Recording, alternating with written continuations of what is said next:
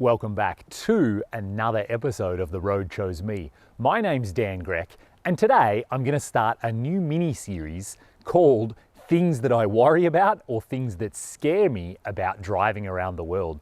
Obviously, there's a ton of different topics, and today I'm going to talk about I worry about whether I accidentally get a tank of diesel in my vehicle.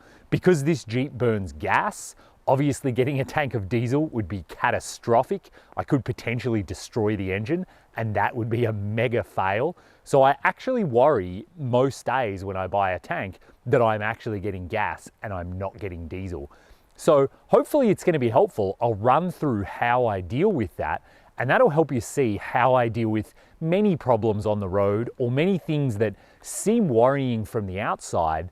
But once you're actually on the road, there's a few strategies you can use to mitigate the likelihood of them happening.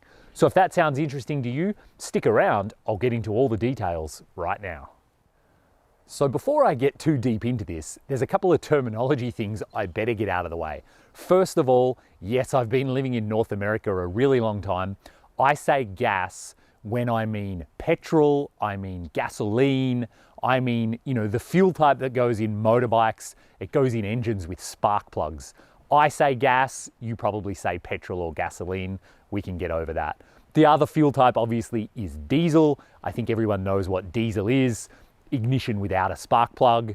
Lots of trucks, lots of very big vehicles use diesel, and of course many four-wheel drives as well. Another thing you need to be aware of, around the world, there really is no consistency between the color of the gas pump or the diesel pump. So in some countries, green is gasoline and black is diesel.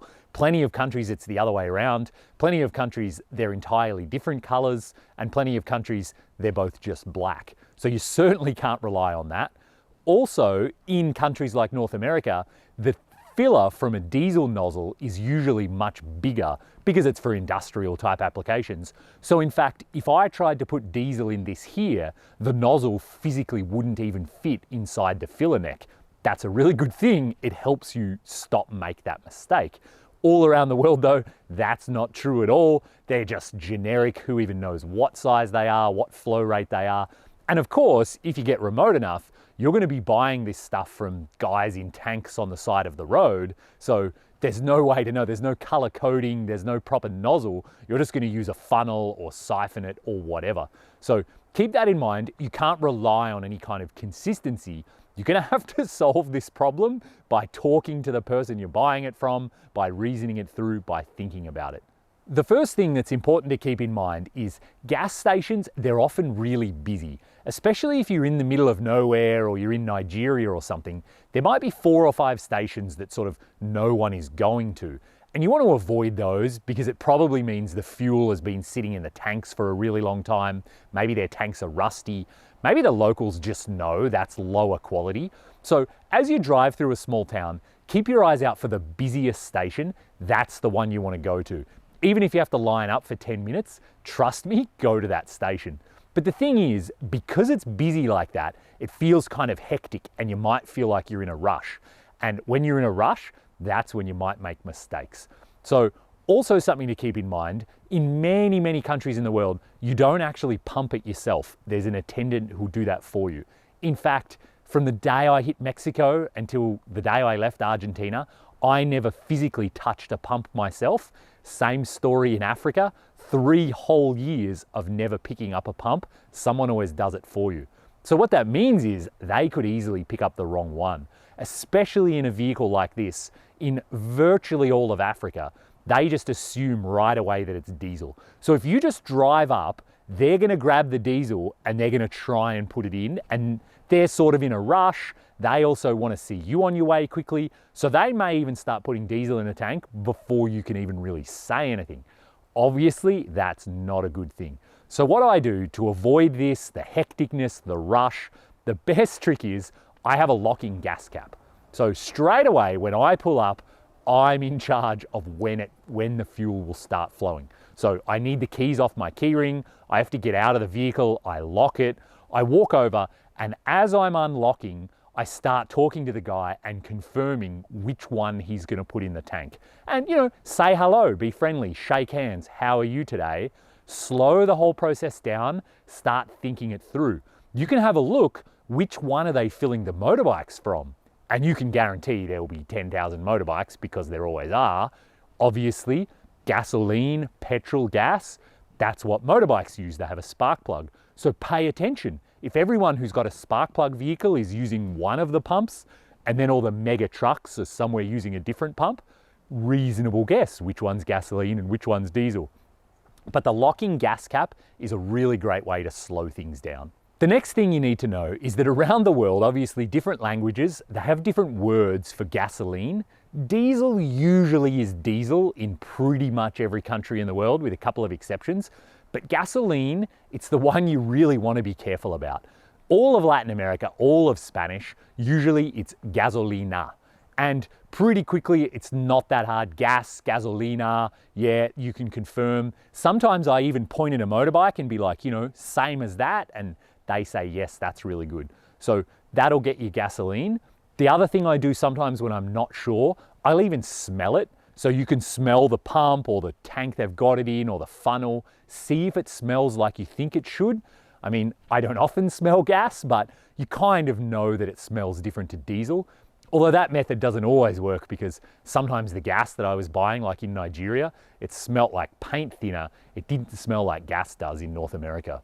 In French-speaking countries, so the majority of West Africa, gasoline is called essence. And it's just the word you use. So when you pull up at a station, you say essence, and they know straight away what you mean. So essence, you know, like fumes, sometimes we might call it alcohol essence or something like that. Essence, that's going to get you gasoline.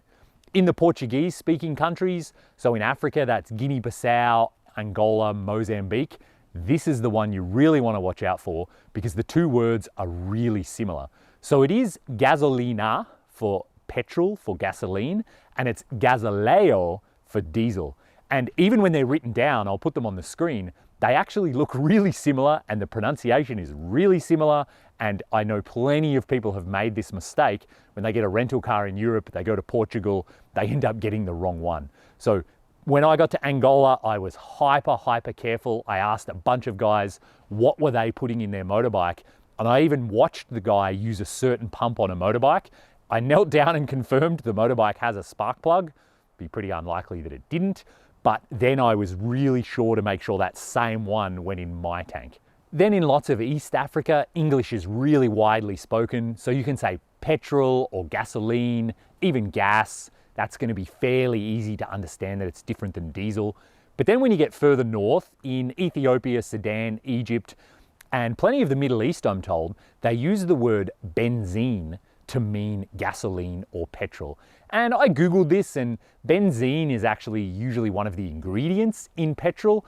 And I think some European countries, it's common as well. Maybe in Switzerland, maybe in different languages, benzene is actually the word for petrol. And again, I really confirmed this with the guys, especially on the side of the road where I was buying it in Ethiopia and Sudan. So benzene.